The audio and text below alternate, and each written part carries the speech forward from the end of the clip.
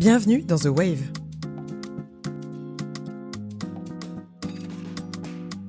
We are the way we reaching out to the skies, Africa rising, burning like honest stars. We are the way we tell the stories of life. 18 avril 2018, la célèbre maison de vente aux enchères Piazza a proposé une vente consacrée à la photographie contemporaine africaine. Parmi les œuvres proposées, on retrouvait des artistes photographes d'Afrique déjà établis, comme le Sénégalais Omar Victor Diop, béninois Léonce Raphaël Agbodjolou, ou des talents plus jeunes, comme la Congolaise Josette Lubondo. Si Omar Victor Diop est reconnu pour ses portraits d'avant-garde, dont les références portent sur la culture pop, Léonce Raphaël Agbodjolou témoigne des pratiques, des rites et de la modernité des habitants de la capitale béninoise Porto Novo. Les photographes africains sont témoins de leur société à une époque donnée. C'est ainsi que la photographie de studio et les portraits proposés par des pionniers du domaine comme les Maliens Malik Sidibé et Seydou Keïta évoquent le Mali des indépendances dans l'ambiance des années 1970. Les clichés de Malik Sidibé ont permis d'immortaliser la période des yéyés, du twist et des 45 tours à Bamako. En Afrique du Sud, Santou Mofokeng a été l'un des pionniers de la tradition documentaire de l'époque de l'apartheid. La photographie a ainsi servi d'outil pour documenter et archiver les modes de vie des Africains au quotidien, loin des stéréotypes véhiculés par la presse internationale de l'époque. Le médium photographique de l'art est plébiscité sur le continent africain avec les rendez-vous des professionnels et des amateurs de la photographie que sont les Rencontres de Bamako, fondées en 1994, ou le Lagos Photo Festival, fondé en 2014. Cet intérêt pour la documentation visuelle des sociétés africaines s'exprime également dans le beau livre Africa 21e siècle, qui a été publié en 2020 aux éditions textuelles et rassemblait plus de 300 reproductions d'œuvres et 51 artistes africains. Le livre s'articule autour de 4 thématiques: villes hybrides, zones de liberté, mythes et mémoires et paysages intérieurs. À cet égard, le prisme du photographe a été repris par des amateurs, plus connus sous le nom d'influenceurs sur les réseaux sociaux, en particulier sur la plateforme Instagram, pour développer du contenu sur la mode, le design, la cuisine, le tourisme et les standards de vie actuels. Pour vulgariser les images que l'on peut voir du continent en les rendant accessibles au grand public, et ont trouvé d'autres méthodes de monétisation grâce aux collaborations avec de grandes maisons dans le domaine de la mode, de l'esthétique ou de l'hôtellerie. C'est le cas de l'humoriste kenyane Elsa Majimbo, dont la dernière collaboration en date s'est faite avec la maison Valentino. Les réseaux sociaux et les hashtags, on peut aujourd'hui découvrir la pluralité des identités africaines au nord, au sud, au centre, à l'ouest et à l'est, comme ce fut le cas avec le hashtag The Africa They Never Show You. La particularité du photographe réside dans sa capacité à être à la fois un reporter et un artiste. Les œuvres contemporaines africaines actuelles s'opposent au récit colonial qui a longtemps fait partie des expositions et des foires occidentales, à l'instar du Marocain Hassan Hajjaj, dont les clichés portent sur l'identité plurielle et globalisée de personnages africains. À travers la photographie, qu'elle prenne la forme de l'art contemporain, de la direction artistique ou de clichés amateurs sur les réseaux sociaux, le continent se présente, se voit et se raconte. Il devient sujet plutôt qu'objet. Malgré les confinements et déconfinements successifs, la photographie africaine reste accessible par le biais des réseaux sociaux et de la digitalisation. Elle peut être exposée à l'œil de tous sur Internet. Aujourd'hui, nous recevons 4 invités d'exception pour nous parler du rôle de la photographie dans le façonnement des perceptions qui existent sur le continent et de sa place dans le modèle d'affaires du secteur créatif. We tell the stories of life. The wave, the wave, the wave, the wave, the wave. Bonjour, je suis Agathe Mensa, je suis passionnée par les cultures traditionnelles africaines et je possède une expertise en droit des affaires, en finance de marché et en ingénierie culturelle. Et au-delà de mes activités dans le monde de la finance, je préside l'association Action, Culture et Développement qui plaide auprès des organisations internationales en faveur de l'éducation, de la transmission des savoirs traditionnels et de l'autonomisation des femmes. En 2019, j'ai créé la start-up Finance Horizon qui réunit toutes mes expertises pour contribuer au développement de l'Afrique par des projets financiers et culturels à impact. Aujourd'hui, j'ai le grand plaisir de modérer cet épisode sur la photographie africaine. Et pour ce faire, nous recevons 3 invités d'exception pour nous parler du rôle de la photographie dans le façonnement des perceptions qui existent sur le continent et bien sûr de la place de la photographie dans le modèle d'affaires du secteur créatif. En premier lieu, j'ai le plaisir de vous présenter Alioune. Vous êtes Aloumbi, pardon. Vous êtes photographe franco-sénégalais. Vous vivez entre le Sénégal, la France et les États-Unis. Architecte de formation, vous avez pourtant choisi de vivre de votre art, la photographie. Vous avez eu des passages remarqués à la Biennale de Dakar et au Festival de photographie de Lagos pour vos travaux. Et bien sûr, à Paris, on a pu voir vos œuvres au cours de l'exposition Ex-Africa au musée du Quai Branly Jacques Chirac. Bienvenue, Alioune. Kay Lumumba, vous êtes entrepreneur originaire de RDC et vous êtes connu pour être un spécialiste de la communication digitale. Votre société, Totem Experience, qui est basée à Abidjan, en Côte d'Ivoire, organise notamment les ADICOM Days, African Digital Communication Days, l'événement francophone africain des acteurs de l'écosystème de la communication digitale et de l'influence en Afrique. Bienvenue, Kay. Merci. Orphée Noboussi, vous êtes photographe et entrepreneur. Vous exercez en particulier dans la photographie de mode et vous avez travaillé avec des magazines comme Roots Magazine. Vous avez ouvert votre studio de photographie qui s'appelle Dokoti Douala, à Douala, au Cameroun. Bienvenue, Orphée. Merci, bienvenue, merci. Pour débuter, une première question me vient à l'esprit. Pourquoi chacun d'entre vous avez-vous choisi de vous lancer dans le métier que vous pratiquez aujourd'hui, que vous exercez, et qu'est-ce que vous souhaitez transmettre à travers cette pratique? On va commencer par Orphée. En fait, tout d'abord, je suis un grand fan des images. J'adore capturer, j'adore les instants. En fait, c'est ça qui m'a poussé depuis que je suis petit à aimer ce métier. D'abord, ce n'était pas d'abord pour moi un métier, c'était juste une passion, c'était juste un plaisir de pouvoir photographier des personnes, ma famille notamment. Et après, c'est au fil du temps que c'est devenu un peu plus... En fait, la passion a un peu pris un peu plus de place que après, voilà, c'est devenu mon métier. Et bien après, parce qu'au départ, c'était vraiment pas... L'idée, c'était pas d'être photographe, mais c'était vraiment de pouvoir m'amuser en photographie. Très bien. Merci. Et aujourd'hui, qu'est-ce que vous souhaitez transmettre à travers les photos que vous faites? Aujourd'hui, en fait, ça va faire 6 ans que je suis au Cameroun. Et en gros, moi, mon travail ici au Cameroun, c'est de pouvoir en fait permettre aux gens en fait de pouvoir valoriser la photographie, parce que faut savoir qu'en Afrique, l'art et la culture n'est pas vraiment la première chose à laquelle des personnes accordent vraiment de l'importance. Et donc, du coup, ici, j'ai monté de côté studio, mais j'ai aussi une autre structure qui s'appelle The Studio qui permet de pouvoir photographier des familles. On forme des photographes. Actuellement, nous avons 5 photographes. Et c'est quelque chose, en fait, qui est aujourd'hui adopté par les Camerounais. Nous avons aujourd'hui 2 studios qui permettent voilà, de photographier les Camerounais. Donc, c'est transmettre en fait l'image, parce que l'image, c'est quelque chose de très, très important. On peut bien le voir en fait avec toutes les grandes capitales qui existent dans le monde. Ils se développent grâce à leur image, grâce à leur culture. Donc, l'idée pour nous, en fait, c'est de pouvoir aussi que notre culture soit aussi valorisée, soit photographiée, soit immortalisée. Très bien, je vous remercie. Et vous, Alioumbi, qu'est-ce qui vous a...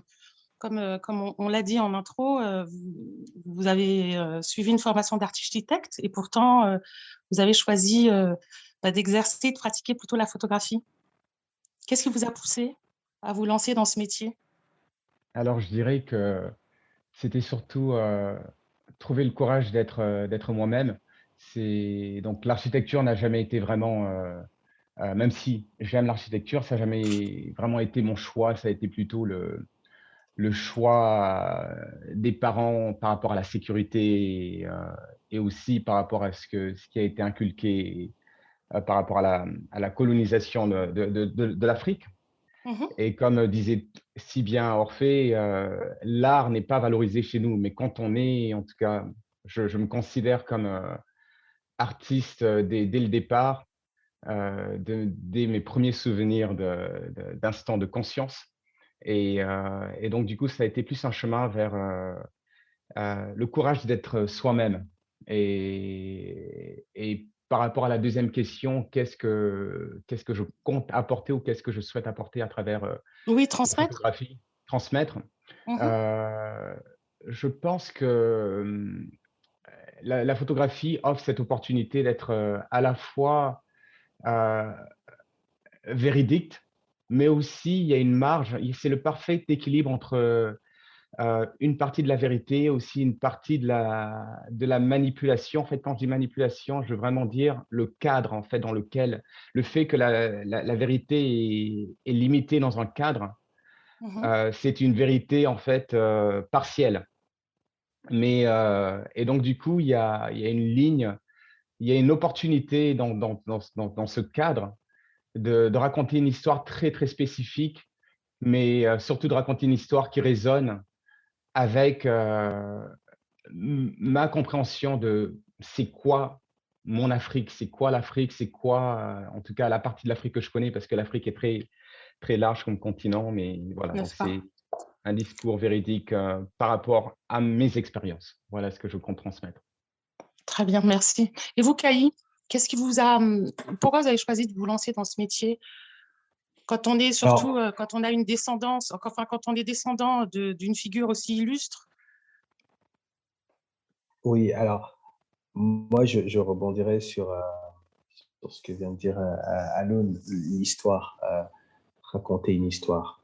Euh, Avec le digital, l'avantage qu'on a quand on est passionné comme ça de storytelling, c'est qu'on a entre les mains un outil rapide, pas forcément cher, accessible, et qui permet en fait de faire passer les messages très rapidement. Je pense qu'on y reviendra, mais cet outil a vraiment bon, révolutionné le monde, certes, mais aussi en train de révolutionner justement cette génération de créatifs africains qui expriment leur art à travers le digital. Et donc, c'est ça qu'on veut transmettre. On veut permettre à cette génération de créateurs de contenu africain de pouvoir vivre de leur talent, de pouvoir monétiser ce talent, gagner en indépendance et en visibilité. Donc voilà, je suis vraiment convaincu que le digital est un outil que les Africains doivent maîtriser pour pouvoir avoir un impact positif sur leur communauté. Et c'est ce qui me motive au quotidien. Très bien. On va y revenir justement sur ces questions de présentation, d'offrir un autre narratif au travers de la télé, de la photographie, du digital, etc., avec vos métiers. Mais aujourd'hui, comme on est toujours dans ce contexte très particulier de la pandémie du Covid-19, j'aimerais savoir ce que le confinement et cette pandémie, cette crise a eu comme impact sur votre secteur d'activité et surtout comment ça a pu influencer, vous, vos créations, les photographes. On commence par Alun B. B, pardon, je Ok. vais y arriver. C'est pareil, hein, les deux marches. Oui, quand je vous entends en français et en anglais, en fait, c'est... Donc, pour moi, en fait, la pandémie, ça a été vraiment un moment dont j'avais besoin. J'avais besoin de cette pause. Ça m'a permis de réaliser que le temps de latence était plus important que le temps d'action. Surtout que j'étais un peu dans une période de ma vie où en fait j'enchaînais les expositions et j'arrivais même plus à produire. Donc c'était une pause nécessaire pour moi et euh, par rapport aux ventes, j'ai envie de dire oui et non. Il y a eu des ventes mais je suis certain que c'est des ventes qui ont été influencées par des choses que j'avais fait avant la pandémie. Et donc, certes, il y a eu un petit ralentissement des activités, mais qui m'a permis de créer davantage, en fait. J'avais juste ce temps de pouvoir replonger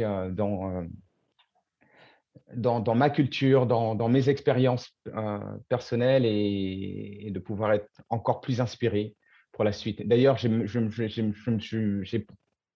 j'ai utilisé ce moment pour élargir mon champ artistique. Ah oui? Oui.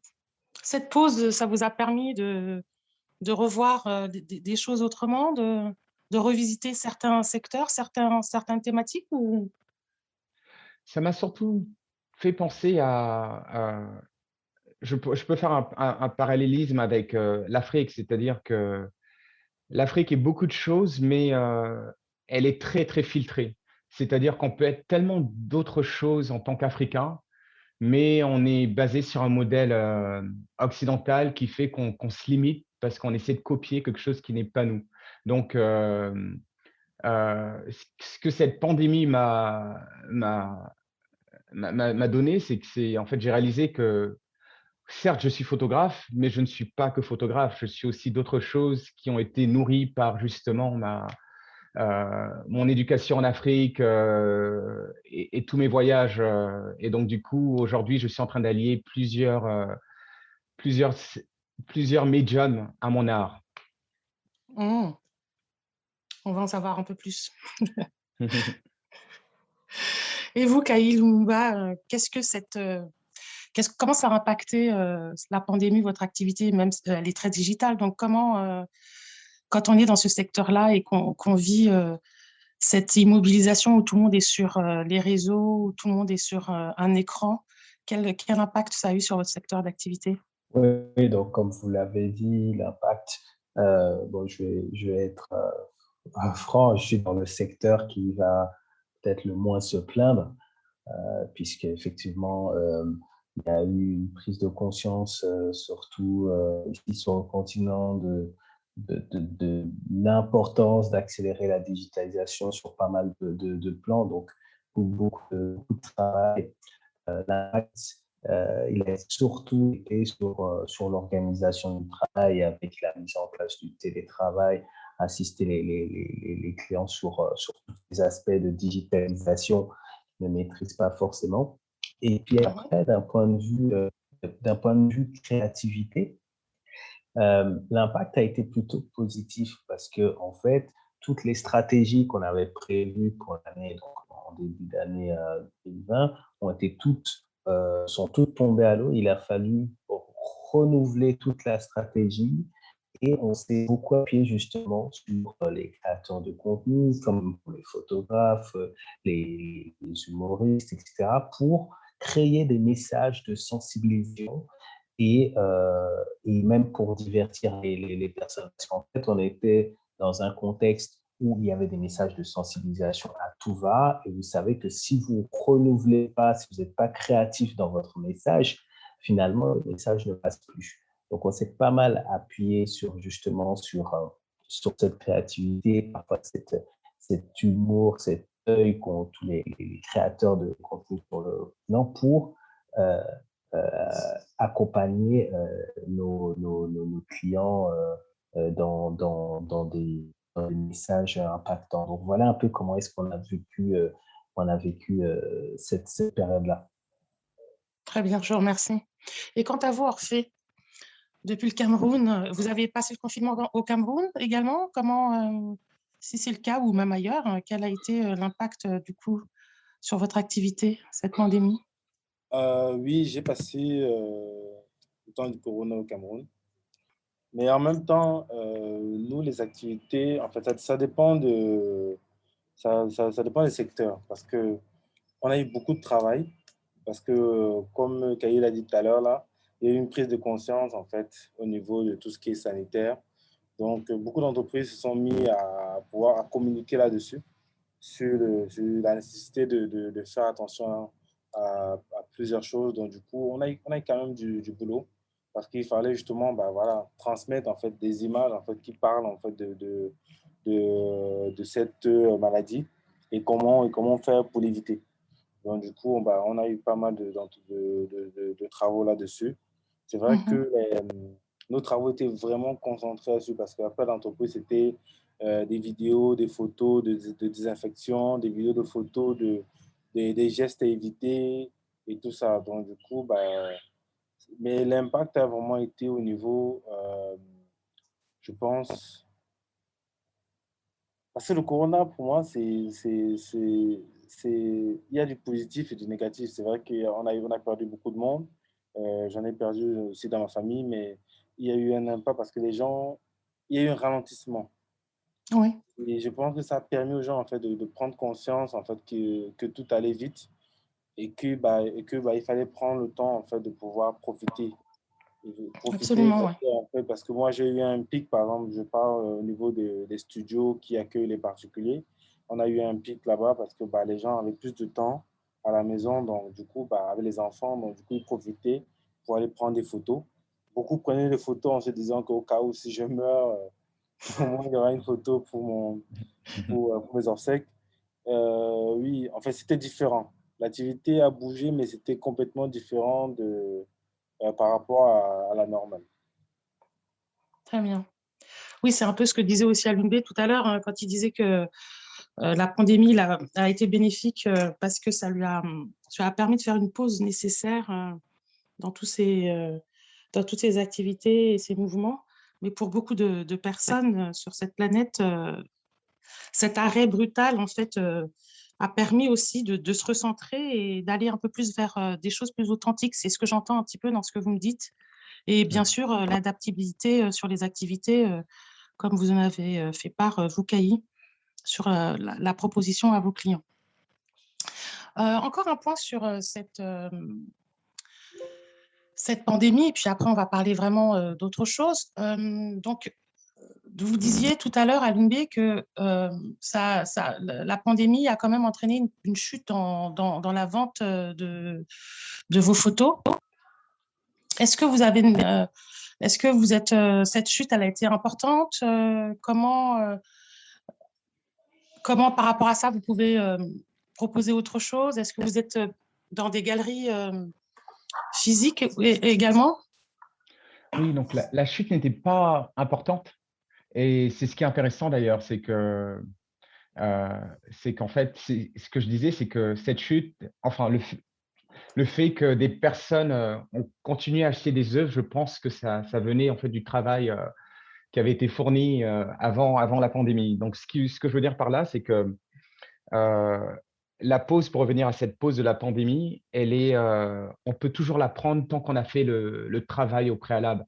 Et, euh, et donc, du coup, le dilemme dans lequel je suis aujourd'hui, c'est plutôt de revenir à mon style de vie d'avant. Donc, aujourd'hui, j'ai plutôt envie de me retirer, d'être en retrait, parce que je sais que j'ai fait assez de choses pour pouvoir en créer d'autres. Je ne sais pas si ça a du sens, si vous voyez ce que je veux dire. Mais Je en effet, vois. je suis représenté par une galerie physique en Côte d'Ivoire, Louis Simone Guirondou Mhm. qui représente en général des artistes d'Afrique de l'Ouest. Donc, je ne suis pas le seul Sénégalais dessus. Il y a Ousmane Baye, il y a Doots aussi. Et, mais souvent, en fait, les ventes aujourd'hui, un peu comme ce que disait Kaï, grâce à l'Internet, les ventes ne viennent pas forcément des galeries aussi. On va dire que c'est 50-50. C'est le digital plutôt des gens qui découvrent votre travail par hasard et qui vous contactent. Voilà, les choses se font de manière plus organique aujourd'hui. Entendu. Et vous, Caï, est-ce que avec cette pandémie, est-ce que ça a eu un impact aussi sur les collaborations que vous aviez déjà, les partenariats rémunérés avec les influenceurs africains ou pas du tout? Alors, ça a eu un impact, mais comme je le disais, on a eu plus de besoins en fait. Parce qu'en fait, Mhm. ce qui s'est passé, c'est que toutes vous avez en communication différents canaux de communication. Vous avez les affichages, vous avez les magazines, vous avez les événements, etc. Mais tous nos clients, et on travaille avec des clients qui sont vraiment des clients internationaux, des multinationales, etc., qui sont habitués à communiquer tous les jours, se sont retrouvés avec un seul canal de communication. Enfin, un seul, j'exagère, puisqu'il y avait la télévision aussi, mais le digital. Donc, la pression a été mise sur le digital et c'est là qu'il fallait communiquer. Et donc là, comme je le disais tout à l'heure, il fallait faire preuve de créativité. Et pour cela, rien de mieux que s'entourer vraiment d'une communauté de créatifs pour sensibiliser. Donc, je dirais que voilà que l'écosystème a quand même, en tout cas d'un point de vue digital, bénéficier, on va dire, de cette partie-là. Cette partie-là, après, il faut pas oublier que sur les réseaux sociaux, à la base, les réseaux sociaux ont été créés pour de belles images, pour de belles images. Absolument. Donc, en fait, il y a toujours, on s'est juste rendu compte, et ça a été vraiment un vrai paradoxe parce que je pense que pour les photographes, comme ce que disait Alun, c'est que d'un côté, on est moins sur la route à faire du travail à gauche, à droite, etc. Mais de l'autre, on se retrouve avec tout son public qui est connecté et qui peut-être prend plus de temps d'apprécier en fait ce que vous avez produit toutes ces années-là. Donc c'est vraiment c'est vraiment une période super intéressante et c'est une période où on s'est vraiment rendu compte de l'importance des esprits créatifs en fait. Parce Absolument. que comment est-ce que vous voulez, même d'un point de vue moral, parce que là je parlais de sensibilisation, mais d'un point de vue moral, moi j'ai très souvent insisté auprès des clients, il faut divertir les gens, il faut divertir les gens. Chaque personne est dans une situation particulière et pour divertir les gens, il faut des esprits créatifs. Imaginez le confinement sans photographe, sans humoriste, sans vidéaste, enfin, ça aurait été quoi en fait? Je pense que là, Ça aurait été on le dit l'extinction pas. ça aurait été l'extinction de l'homme. Mais C'est ça. voilà, mais il faut, je pense qu'on ne le dit pas assez, j'entends peu de débat là-dessus, mais le confinement sans les artistes, ça aurait été, d'un point de vue santé mentale, ça aurait été très, très, très, très compliqué.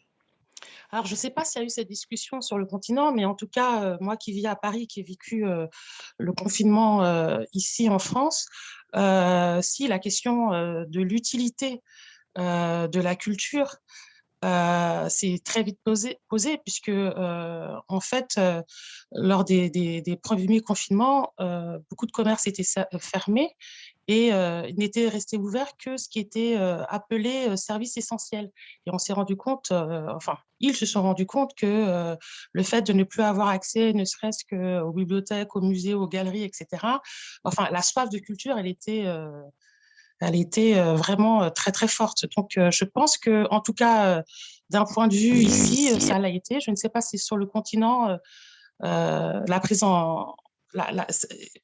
ils ont eu conscience de l'importance de la créativité et de toutes les formes de On l'a culture. peut-être pas, on l'a peut-être pas conscientisé comme ça, mais en tout cas, ça a été largement utilisé. Il y a eu des lives avec des concerts pour divertir les gens. Il y a eu la montée en puissance aussi de tout ce qui est formation. Il y a beaucoup de photographes qui se sont mis à créer des formations pour aider d'autres personnes qui veulent être photographes. Donc, ils ont fait ça en ligne. Donc, il y a eu un grand élan de solidarité. Ouais. D'ailleurs, en parlant de formation sur la photographie, Orphée Ngoussi, est-ce que vous transmettez aussi comme ça? Est-ce que vous avez mis en place... est-ce que vous menez des actions de formation, de sensibilisation sur votre pratique? Alors, je dirais à les photographes en fait, avec qui je collabore, oui. Enfin, je travaille avec plusieurs photographes avec qui bah, voilà, j'essaie d'apporter en fait ma façon de voir les choses au niveau de la photographie avec qui je travaille. Après des formations, après on dit non, on n'en a pas encore fait parce que j'attendais un petit peu de pouvoir en fait me remettre complètement parce que faut dire en fait que quand on fait beaucoup de commercial, on a besoin aussi de se remettre à l'art complètement avant de pouvoir mettre des formations. Parce que si on fait des formations en photographie, c'est pas pour apprendre des personnes à faire juste des photos, mais c'est à comprendre déjà ce qu'ils font et apporter en fait notre vision. Mhm. Donc, des formations, on pourrait dire non, je n'ai pas encore vraiment fait, mais je forme en fait, des personnes avec qui je travaille. Et sur vos méthodes de travail, est-ce qu'elles ont changé depuis que vous aviez débuté? est-ce que vos méthodes de travail, maintenant que vous êtes au Cameroun, est-ce qu'elles ont beaucoup changé par rapport à quand vous avez débuté en France? Non, non, ça n'a pas changé vu que j'utilise toujours le même matériel. C'est facile, enfin, aujourd'hui, c'est assez facile de s'approvisionner en matériel, donc du coup, non, pas vraiment. Après, l'environnement, oui, l'environnement a changé. Vu qu'à la base, moi, je suis un photographe, je suis très mode, j'adore la mode. Et ici au Cameroun, la photographie n'est pas très, très mode. Donc, au départ, j'ai proposé des choses que les gens ne comprenaient pas trop et tout, donc voilà. Donc, non, ça n'a pas vraiment changé. Mais je dirais Entendu. en fait que la photographie en Afrique n'a pas aussi n'est pas aussi intense qu'en Europe. Plutôt. Même avec, parce qu'on ne peut pas parler de photographie aujourd'hui sans parler d'Instagram, qui est le réseau, du moins qui a débuté comme ça, comme étant le réseau social dédié à la photographie. Et est-ce que vous pensez tous collectivement que la photographie a contribué à changer le récit qui prévaut sur le continent? Tout à l'heure, en introduction, vous m'aviez dit les uns et les autres que vous avez embrassé cette carrière pour transmettre, montrer autre chose, valoriser, être vous-même, etc., etc. Donc, est-ce que vous pensez que la photographie aujourd'hui contribue à changer le récit? Pour moi, la photographie, bah, ça apporte beaucoup déjà aux personnes parce que en fait, ça permet en fait que chacun essaie de se valoriser. Parce qu'aujourd'hui, par exemple, j'ai croisé une cliente qui me disait que oui, grâce à vos studios, il y a beaucoup de personnes qui sont, qui ont plus confiance en eux parce que bah, ils ont découvert une autre image qu'ils ne savaient pas d'eux et tout, mais grâce aux photos, à comment on les a valorisées bah, voilà, sur Instagram. Aujourd'hui, bah, ils sont accros à la photo professionnelle. Donc, du coup, je pense aussi que ça a apporté cette valorisation de personnes qui est quand même importante. Je voudrais rebondir euh, sur cet aspect-là. Je pense qu'effectivement, avec notamment les réseaux sociaux, il y a plus de filtre en fait. Il y a plus de filtre. C'est-à-dire que aujourd'hui, c'est vraiment les artistes publient et le grand public voit directement ce qui se passe. Avant, avant l'arrivée des réseaux sociaux et d'Internet, c'était trié par une certaine presse, par un certain média. Et là, on a une jeunesse, on représente une jeunesse africaine totalement décomplexée qui prend d'assaut ces réseaux sociaux et qui, par ses images, montre la beauté du continent, montre ce qu'elle a envie de montrer en fait. Parce que vous avez également des jeunes Africains qui dénoncent, qui montrent ce qui ne va pas, mais montrent également ce qui va. Et donc, je pense que c'est une revanche de cette génération quand on a vu nos parents en fait être obligés de regarder à travers les médias internationaux comment était vue l'Afrique avec très souvent un œil un peu négatif, en tout cas, euh, qui reflète parfois la réalité, certes, mais qui n'est pas contrebalancé par des aspects positifs.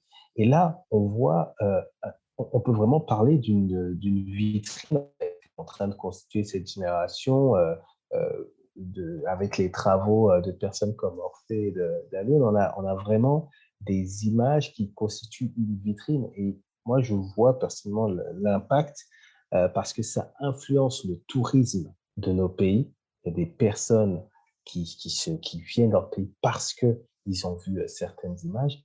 Et puis, ça développe le phénomène qu'on appelle des personnes de la diaspora qui hésitent à se réinstaller au pays ou s'installer au pays, même s'ils n'ont jamais vécu au pays, et qui, rassurés par ce qui a été justement proposé sur les réseaux par les personnes qu'ils suivent, par ces créatifs qu'ils suivent, sont rassurés, viennent une ou deux fois en vacances et se réinstallent.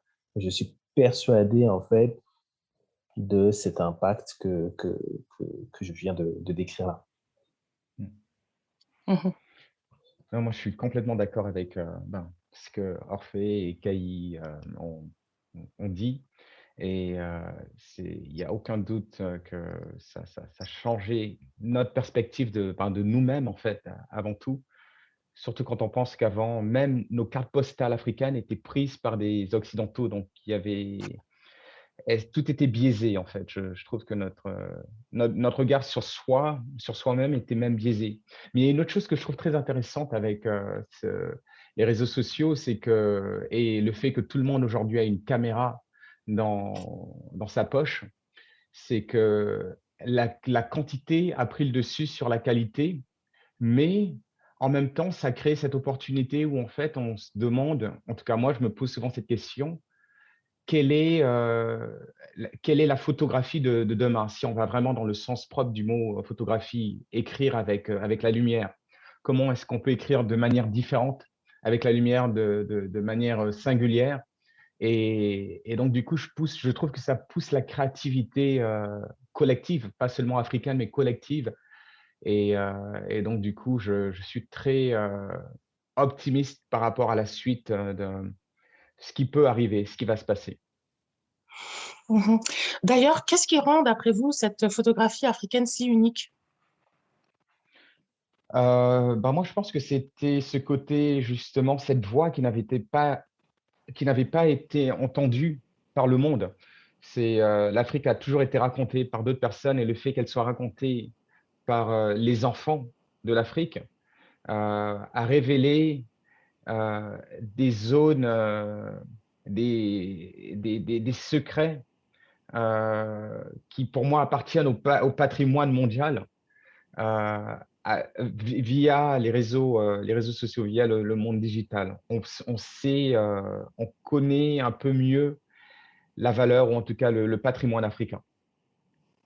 Mhm. Et vous, Orphée, qu'est-ce qui rend, d'après vous, cette photographie africaine si unique? Bah, c'est notre culture, simplement notre culture, nos paysages. euh, en fait, c'est notre culture, en fait, parce que en fait, quand on voit une photographie africaine, on reconnaît. En fait, donc, je pense que c'est une marque, en fait. Donc, on reconnaît, on identifie rapidement que bah, ça vient d'Afrique. Et comme ils ont dit, en fait, bah, Il n'y a pas le même prisme. Il y a un prisme moins, enfin, pas du tout colonial, heureusement. non, non, Il y a un... ça a beaucoup changé. C'est, Mm. mais ça, même ça, c'est dénoncé parce que même dernièrement, il y avait une photo d'une influenceuse européenne qui était partie dans un village africain et qui a commencé à Oui. faire des photos avec plein d'enfants et tout. Donc, ça, ce genre de choses, bah, non, on n'en veut plus. Mais parce que c'est pour ça que chez nous, c'est pour ça que nous sommes là, en fait, pour pouvoir valoriser tout ce qu'on fait, que ce soit en nourriture, que ce soit en... Parce que là, quand on parle de l'art, on ne parle pas forcément des tableaux et tout. Tout peut être l'art, en fait. Mm.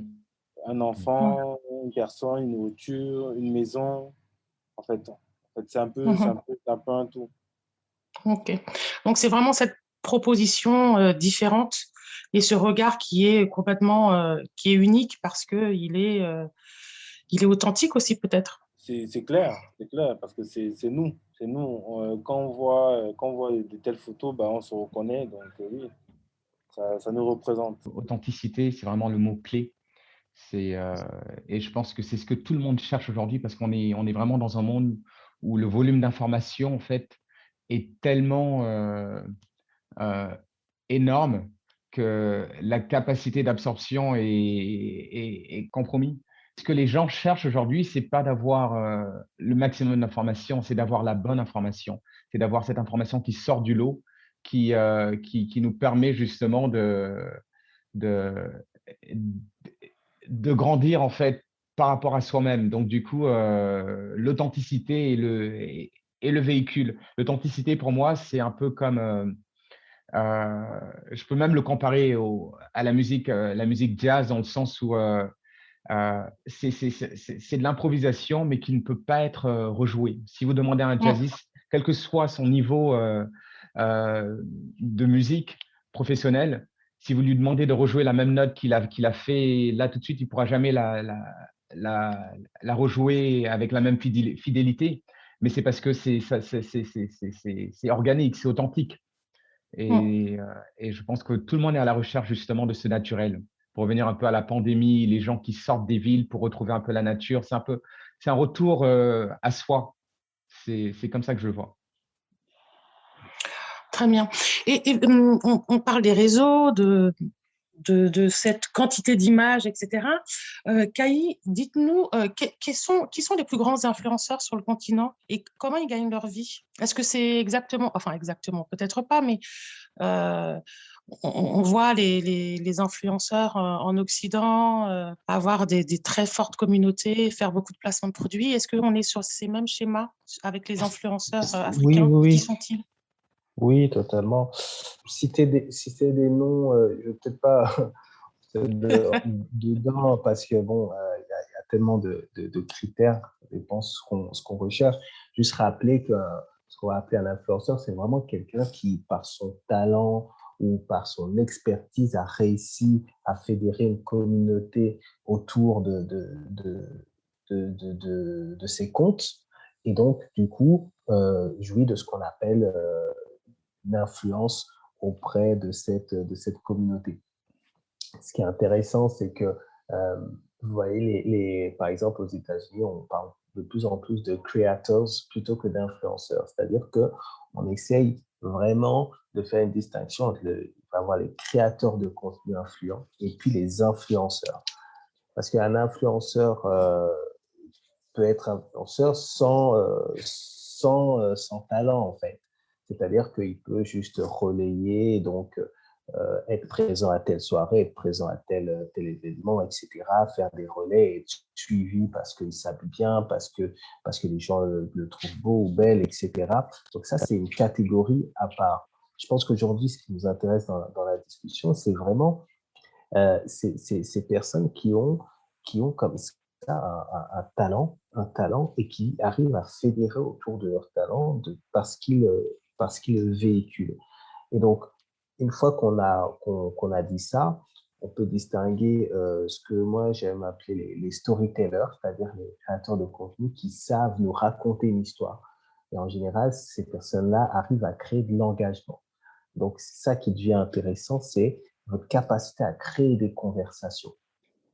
Et ensuite, vous avez, donc, comme je disais tout à l'heure, des personnes qui, eux, lancent des tendances, sont plutôt dans ce qu'on appelle la hype, etc., etc. Donc, chaque fois que vous parlez d'influence, il faut choisir où est-ce que vous placez le débat. Est-ce que vous voulez parler des personnes qui racontent des histoires ou des personnes qui font le buzz? Là, je ne suis pas en train de mettre l'un au-dessus de l'autre, c'est selon sa sensibilité. C'est vrai que moi, je suis plus sensible au storytelling, mais je peux comprendre et je travaille avec des marques qui ont besoin d'influenceurs qui font du buzz, quoi, tout simplement. Mais ce n'est pas avec les influenceurs qui font du buzz que vous allez construire, par exemple, une marque sur le long terme. Voilà, c'est juste cette petite précision que je voulais faire. Après, sur le business model, alors juste parce que je sais qu'il y avait une question pour citer aussi quelque chose, c'est que ce qui est intéressant, c'est qu'on a de plus en plus justement d'influenceurs, storytellers qui ont pour outil la photographie. Très souvent, bien entendu, c'est des photographes qui arrivent voilà, à utiliser les réseaux sociaux et à raconter des choses. Au Sénégal, Alun connaît très bien, là-bas, vous avez particulièrement compris en fait l'intérêt pour les photographes d'utiliser les réseaux sociaux et donc ça crée de superbes communautés pour les photographes, que ce soit pour Alun, que ce soit pour Altidias, que ce soit pour l'iPro. On a chaque fois des contenus et puis il y a même certains qui créent des communautés comme Dakar Lives avec l'Artpreneur qui capture justement des endroits tellement inédits parfois que même les Sénégalais sont surpris et donc suivent ces comptes-là. Il y a une véritable, peut-être qu'elle pourra l'expliquer, mais en tout cas, une véritable passion pour les photographes, c'est une passion pour leur pays qui est assez impressionnante. Et donc, pour arriver sur le business model, c'est exactement ce qu'on disait, Agathe. Agathe, c'est ça. On va leur demander soit de créer un contenu, et donc on va financer ce contenu-là. On va leur demander aussi, pourquoi pas, de relayer un contenu. C'est-à-dire que vous êtes une marque, vous avez un spot, par exemple, je ne sais pas, on travaille par exemple parfois avec Nollywood TV, vous avez une bande-annonce d'un nouveau film qui sort, vous allez demander à des influenceurs de le partager.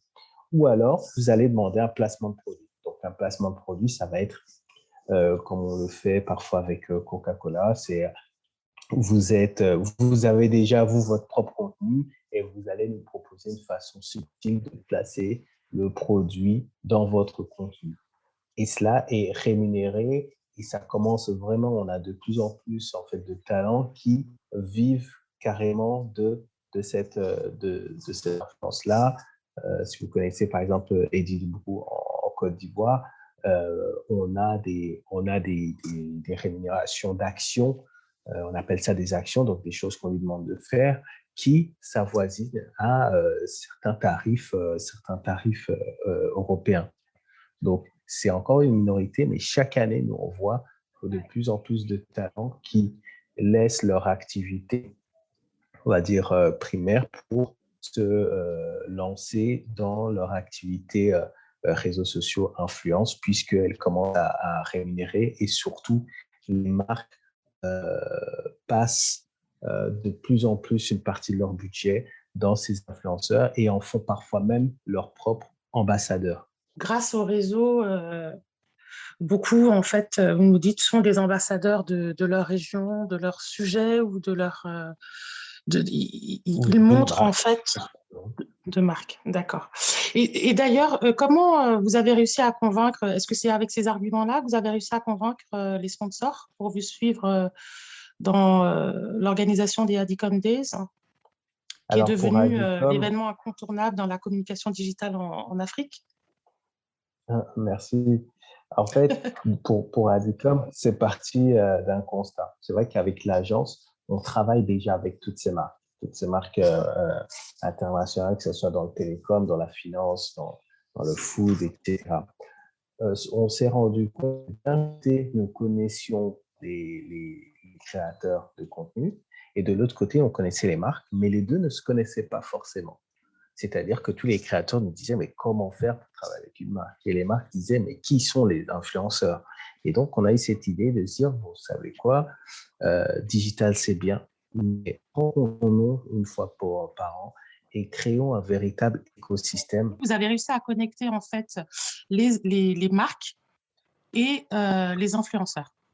Exactement, parce qu'en fait, il faut absolument, dans toute activité, alors là, c'est l'entrepreneur qui parle, il faut avoir un business model, c'est-à-dire qu'il faut savoir d'où la monétisation peut venir. Et dans ce cas-là, ceux qui ont un intérêt à monétiser ces talents-là, ce sont les marques qui ont des budgets de communication. Notre défi, c'est de dire, certes, vous avez qui ont des directeurs artistiques, c'est très bien. Mais nous, on vous garantit que ces personnes-là, qui sont tous les jours sur les réseaux, qui ont leur propre communauté, qui sont sur le terrain à rencontrer les gens, ils vous apporteront beaucoup plus d'authenticité, beaucoup plus de créativité. Et ce pari qui est en train d'être gagné, parce que dans tous les briefs qu'on reçoit, c'est vraiment ce qui est demandé en priorité. Très bien. Et vous, les photographes, quel est l'impact du digital dans vos créations? Donc, à l'UNB, on a forcément, moi, je vois forcément les photos, la dernière série de photos que j'ai vues de vous, notamment au Quai Branly, où on voit ces enfants avec des casques de réalité virtuelle. Mais au-delà de ça, quel est l'impact du digital dans vos créations? Quand vous dites l'impact du digital dans mes créations, vous pouvez plus élaborer là-dessus? Dans quel sens? Oui, bien sûr, dans le sens où est-ce que le fait qu'il y ait par exemple Instagram et d'autres réseaux sociaux, est-ce que sur vos créations, est-ce que vous pensez en tant que professionnel que une photo comme ça serait quand même plus adaptée, ou est-ce que ça oriente, ou est-ce que ça change un peu votre proposition, la manière dont vous prenez les photos et ce que vous avez envie de faire comme photo? Ok, oui. En fait, j'insistais sur la question parce que, comme on le sait, le monde digital est un monde très volatile qui va un peu dans tous les sens et qui est très imprévisible. Et donc, par exemple, là, je reviens d'un voyage aux États-Unis, en fait, une tournée euh, donc, de démonstration de mon travail dans des musées. Mais une chose qui revenait à chaque fois, partout où j'allais, c'était les NFTs, les NFT. Et donc, du coup, ça aussi, je pense, dans le monde digital, est-ce que l'art que l'on connaît aujourd'hui va survivre à cette révolution digitale et comment est-ce que l'on danse avec ces changements aujourd'hui? Est-ce qu'on s'adapte? Est-ce qu'on devient hybride? Donc, il y a toutes ces questions qui se posent. Et donc, pour répondre vraiment à votre question, oui, le digital influence énormément mon processus de création, mon approche, même si pour moi, en fait, il est important de garder les fondations intactes. D'ailleurs, c'est un peu le message que j'essaie de faire travailler, de faire passer dans ces œuvres que vous avez vues au Quai Branly, c'est que oui, le digital est incontournable, mais pour rester authentique, le traditionnel, en tout cas l'héritage du passé, doit être aussi incontournable. Je trouve que le juste milieu, l'équilibre entre ces deux mondes est la bonne formule pour pouvoir naviguer de manière saine dans cette évolution digitale. Très bien. Et vous, Orphée? Je, excusez-moi, euh, c'est Kali, je voudrais je profite parce qu'on en a parlé et toutes les personnes qui vont nous écouter, qui sont dans l'artistique, vraiment intéressez-vous aux NFTs. C'est On va peut-être rappeler ce vraiment que c'est. super. Alors, les non-fungible tokens, Ouais, c'est cela. c'est un peu difficile à expliquer. Hein, je ne sais pas si Arine a une définition très précise, mais en tout cas, ce sont des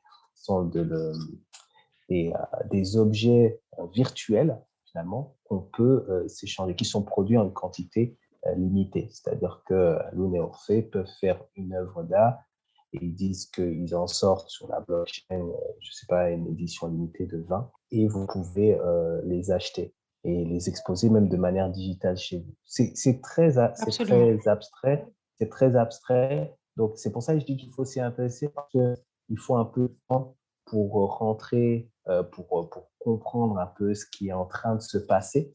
Et je me dis juste sensibiliser pour qu'on s'intéresse à la discussion. Parce que si on prend ce continent trop d'années de retard là-dessus, on va vraiment se faire avoir quand on sait en plus l'impact qu'elle a. On va pas voir les choses avant ça. Donc, je me dis juste, comme il y a des personnes qui écoutent ce podcast, on aura gagné quelque chose. Absolument. Mais je crois que, juste pour compléter, puis je vais laisser la parole aussi à Orphée, bien sûr, sur cette digitalisation, j'ai vu, mais là, le nom m'échappe complètement.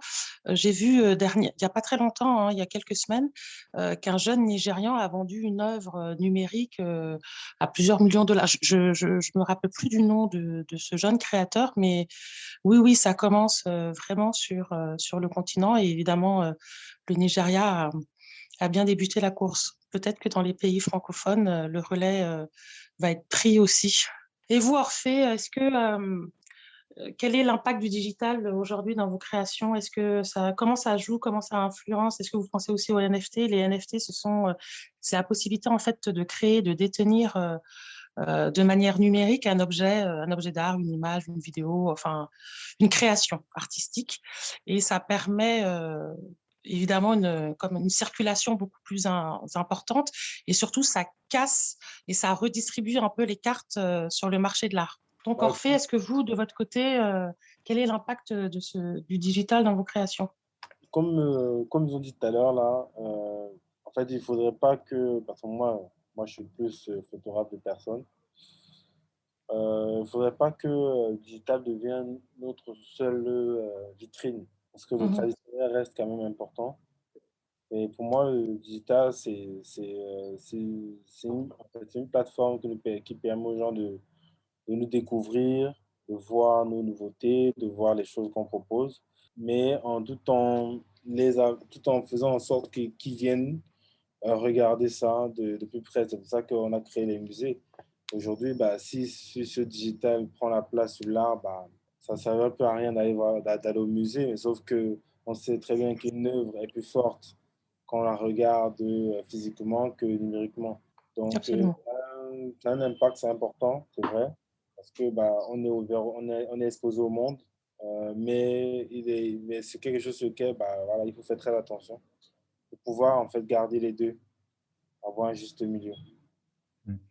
Absolument. D'ailleurs, est-ce que sur vous, les photographes, est-ce que vous êtes plus numérique ou sur le développement, j'ai oublié le terme. Argentique. Hein. Argentique, merci. Mhm. Est-ce que vous utilisez Euh, encore ces techniques alors, c'est une technique que j'utilise hors travail finalement, parce que j'aime le processus argentique, mais dans ce monde compétitif, je suis obligé d'aller sur du digital. Donc, de temps en temps, j'aurai un appareil argentique que je vais amener en vacances pour prendre des photos mémorables. Mais pour le travail, en termes de production, je suis obligé de shooter aujourd'hui, d'imprimer le lendemain, voilà, ça va tellement vite que le système argentique est euh, un peu dépassées? en grande partie voilà, dépassé, archaïque par rapport à la vitesse à laquelle on s'attend à recevoir le produit fini. En fait, en numérique, comme j'ai dit, en fait, c'est bien parce que bah, ça se partage rapidement partout. Mais pour mieux l'apprécier, c'est mieux imprimer. Une belle Mm. photo imprimée a beaucoup plus d'impact qu'une photo sur un ordinateur. Ouais. À l'ancienne. Exactement. Et d'ailleurs, quelles sont vos sources? Qu'est-ce qui vous influence? Est-ce qu'il y a des thématiques particulières sur lesquelles vous êtes plus sensible? Quelles sont vos sources d'inspiration? Moi, de mon côté, moi, c'est la mode. Comme j'ai dit, c'est la mode, la beauté, c'est les personnes. Je suis vraiment, en fait, mon univers, c'est beaucoup plus la mode. Et c'est quelque chose bah, que j'aime. Donc, du coup, bah, je suis influencé partout.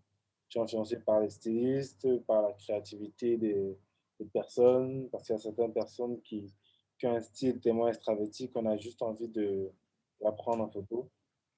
Et voilà. Vous souhaitez toujours shooter Rihanna à Assini? Ah ouais, ça c'est beau ça. Je pense que j'ai changé d'artiste depuis le temps. D'accord. Ouais. Et vous, Alumbi, quelles sont vos influences? Qu'est-ce qui vous influence? Ce qui m'inspire, je peux dire que je suis fasciné par les contrastes et les contradictions qui existent dans nos sociétés humaines. Toutes ces dichotomies, ben là, on en parle justement là entre le digital et l'analogue. On va être plus attaché à ça qu'à l'autre. Ou on peut même aller dans le truc le plus basique, c'est tout le monde veut aller au paradis, mais personne ne veut mourir. Donc, c'est ces dichotomies qui moi, m'inspirent, que je vois en fait partout.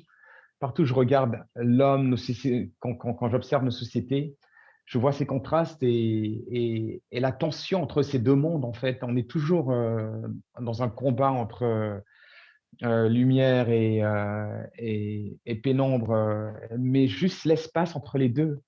C'est ce qui m'intéresse et c'est ce que j'essaie de mettre l'accent sur cet espace-là. Parce que je trouve que ça nous permet de mieux nous comprendre, en fait, en tant qu'individu complexe. Très belle définition. Pouvez-vous nous donner trois mots pour décrire votre travail? Caï? Le travail, je dirais storytelling. Capter l'attention en permanence, faut capter l'attention en permanence. Communauté, ça c'est vraiment le mot qui... Parce que voilà, on rêve tous de changer le monde, mais pour changer le monde, il faut d'abord impacter sa communauté et inspirer les personnes qui vont également impacter leur communauté. Et ensuite, avant-gardiste, je dirais, puisque voilà, je suis dans un métier où si on n'est pas au courant des nouvelles tendances et des nouvelles innovations, on est très vite dépassé. Moi, je dirais créativité parce que on doit se renouveler tous les jours. On doit proposer des nouvelles choses tous les jours. Je dirais tendance parce que la photographie, surtout la photographie de mode, a des codes. Donc, du coup, il faut suivre les tendances, il faut suivre ce qui se fait. Après, je dirais audace. Parce que moi, déjà, je suis quelqu'un de très audacieux. J'adore les défis, j'adore toucher à des nouvelles, à des nouvelles choses. Donc, audacieux parce qu'il faut oser, il faut impressionner. Donc, du coup, il faut proposer des choses nouvelles. Très fort. Alun, quels sont les 3 mots que vous utiliseriez, vous, pour décrire votre travail?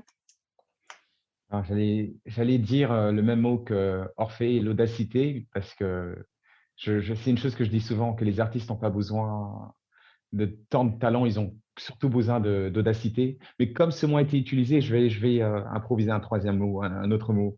Donc, je dirais sincérité, optimiste et émotionnel.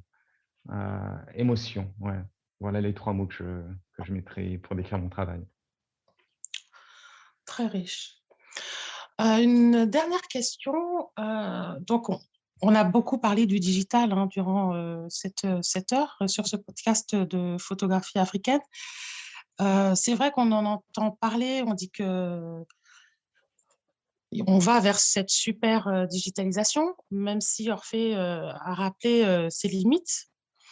Est-ce que vous ne pensez pas que c'est un discours un peu simpliste sur le secteur de l'influence en Afrique et sur le fait que les Africains, sur le tout numérique, l'Afrique, bien sûr, a sa carte à jouer, mais est-ce qu'il n'y a pas un risque pour elle de passer à du trop digital?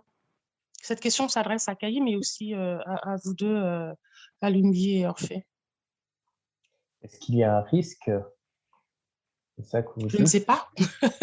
Alors, il y a des risques dans toutes les évolutions majeures, hein. Je pense qu'ils avaient la même discussion quand ils se sont dit, ah ben tiens, il va y avoir du feu, est-ce qu'il ne va pas avoir un risque? Ou alors on s'est dit, tiens, il va y avoir l'électricité, est-ce qu'il ne va pas avoir un risque? Aujourd'hui, il y a Internet, on se demande, est-ce qu'il ne va pas avoir un risque? Je pense que et je rejoins Orphée pour le coup, disant que avant tout, on doit, en tant qu'être humain, c'est-à-dire que, alors, les humains, et c'est après toute cette technologie, c'est ce que nous, on en fait, quoi. C'est-à-dire que c'est nous qui devons utiliser la technologie et non pas l'inverse. Donc, la balle est vraiment dans notre camp. C'est pour ça que moi, ma passion, c'est vraiment de dire que là, on est sur une révolution numérique et je suis vraiment content d'en faire partie. Et, mais du coup, c'est dans quelles règles? C'est dans quelles règles? C'est-à-dire qu'on a besoin d'entrepreneurs dans le digital pour créer des outils utiles, adaptés à nos besoins. On a besoin d'investisseurs pour justement pousser ces idées innovantes. Et puis, on a aussi besoin que les institutions puissent effectivement cadrer les choses pour éviter les débordements. Je pense qu'il y a de plus en plus, je sais qu'en Côte d'Ivoire, il y a une vraie réflexion sur tout ce qui est protection des données, parce que voilà, on se rend bien compte de la catastrophe que ça va être s'il n'y a pas de réflexion là-dessus. Donc voilà, c'est à l'environnement de s'adapter, de cadrer les choses. Et je pense que s'il y a un débordement à cause du digital, ce sera plus de notre faute, c'est-à-dire qu'on n'aura pas cadré les choses qu'autre chose. Parce que voilà, le digital, ce n'est pas un grand monstre qui vient me détruire. Bien. Justement, vous avez bien fait d'évoquer la propriété, les droits à la propriété intellectuelle. Justement, ces questions-là, en tant que photographe africain, comment vos créations, vos œuvres sont protégées? Bon, je me permets de répondre à cette question. Je pense que, et ça rejoint un peu le problème de transmission aussi, c'est que, je ne sais pas pour Orphée, mais quand je suis rentré dans le monde de la photographie par le moyen en tant qu'autodidacte, il y avait beaucoup de codes que je ne connaissais pas. Et aujourd'hui, en termes de transmission, c'est ce que j'essaie de transmettre aux jeunes photographes du Sénégal pour l'instant. C'est de leur transmettre ces codes et de savoir comment protéger leurs œuvres, comment aussi limiter leur nombre d'impressions, en fait, voilà, pour ne pas qu'ils se retrouvent noyés ou en tout cas dépassés par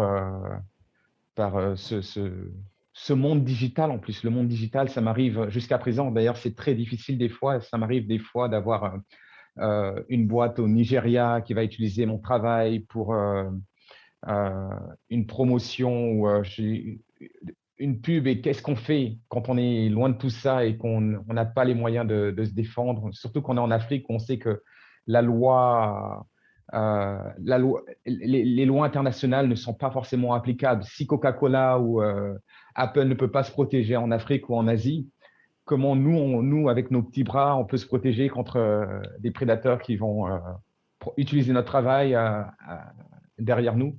Donc, je pense qu'il y a beaucoup de variables, mais pour vraiment répondre à cette question, je pense que il faut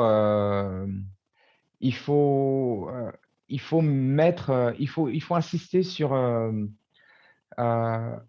toujours en fait mettre son crédit, son droit,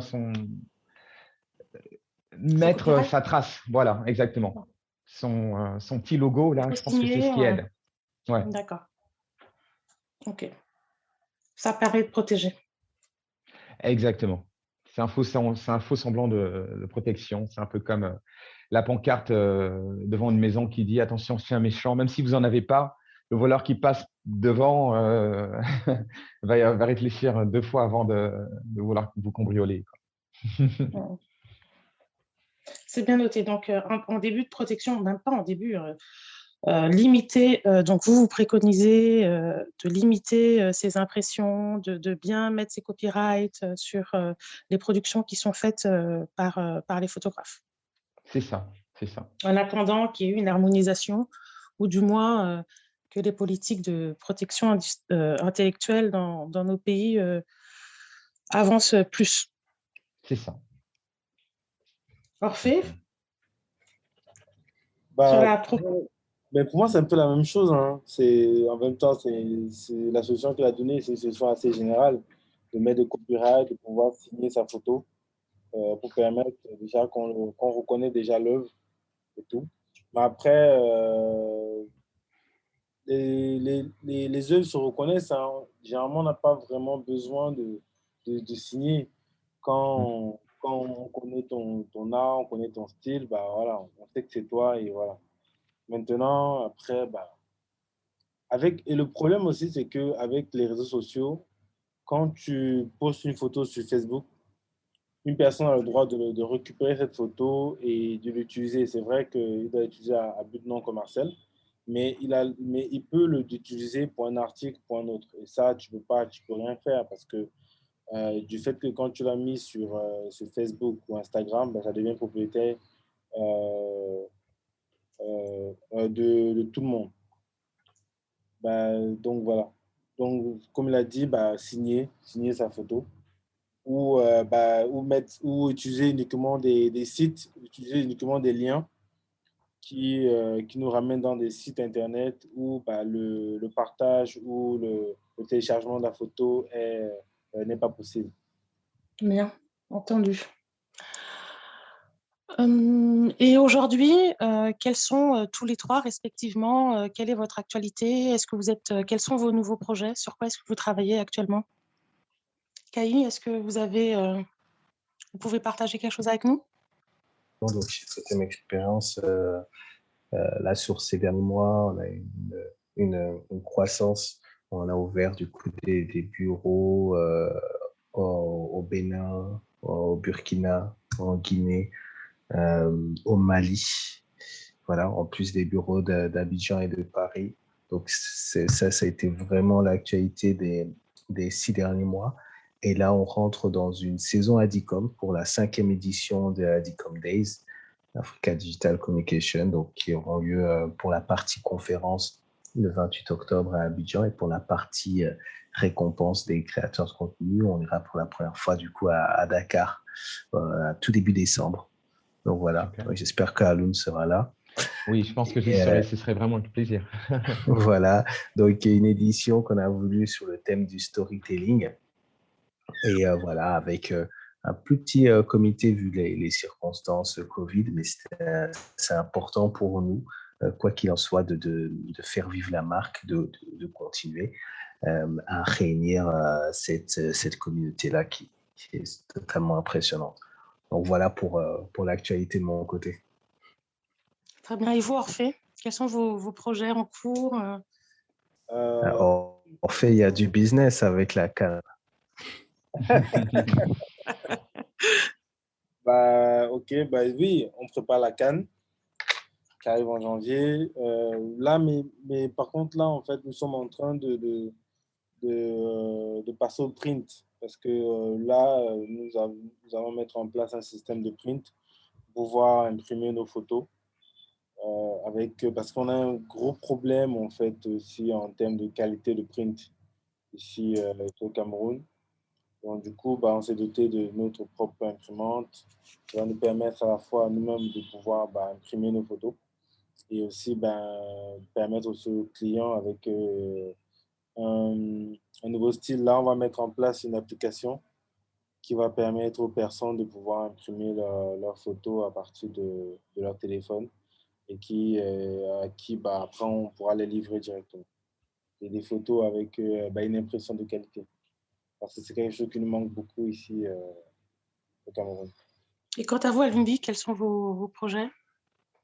Alors, il y a le mois prochain, il y a au mois d'octobre la foire 154 à Londres, donc avec la galerie Louis-Simon de Guérondou d'Abidjan. Et puis, et après, il y a c'est pas la Biennale, mais il y a un festival au Sénégal qui s'appelle Le Parcours et qui doit se faire au mois de décembre. Et tout dernièrement, enfin, juste après ça, il y a une expo à Abidjan. Donc, pareil, Kai, si vous y êtes au mois de février, j'aurai une expo normalement à Je Abidjan. suis là. Voilà. Et c'est Oui, on ce que viendra je trouve tous alors. beau. Voilà, c'est ce qui est beau aujourd'hui, c'est que je me rappelle quand j'étais un peu plus jeune, les pays africains paraissaient tellement loin, en fait. Nos pays africains, c'était beaucoup plus facile d'aller en France ou d'aller à Londres, voire même aux États-Unis, que d'aller au Mozambique ou d'aller en Afrique du Sud. Et aujourd'hui, en fait, c'est grâce justement à cette révolution digitale, tout paraît plus proche, en fait. Je peux facilement aller en Afrique de l'Est, aller au Rwanda. Et pourtant, quand j'étais petit, ça paraissait comme à l'autre bout du monde et Paris était accessible à juste 5 heures d'avion. Donc, c'est ce que je trouve très beau dans cette digitalisation de l'Afrique, c'est qu'aujourd'hui, les frontières sont moins, ces frontières qui ont été dessinées par l'Occident sont moins présentes. Justement. Ainsi s'achève ce podcast dédié à la photographie africaine, pendant toute cette heure de discussion avec nos invités, on a pu voir à quel point il leur importait de mettre à profit, de mettre au service des autres leur créativité pour faire communauté, proposer un nouveau storytelling, tout en restant authentique, sincère, et puis bien sûr à la pointe des tendances et en restant bien sûr avant-gardiste. Voilà ce qu'on a appris pendant toute cette heure sur la photographie africaine qui est si particulière et qui est très très bien représentée. Je vous remercie messieurs pour votre présence, pour tout ce que vous avez pu partager avec nous aujourd'hui, tout ce contenu très riche Et puis, ça donne très envie de continuer à vous suivre, de regarder vos créations, vos productions, et puis d'assister aux Adicoms qui permettent de connecter les influenceurs et les marques autour de tout ce qui est digital, sur la créativité digitale en Côte d'Ivoire, à Abidjan en particulier. Voilà. Nous espérons que vous avez apprécié cet épisode de ZoWave. Pour en savoir plus, rendez-vous sur notre page Instagram. We are the way we reaching out to the skies, Africa rising, burning like on its stars.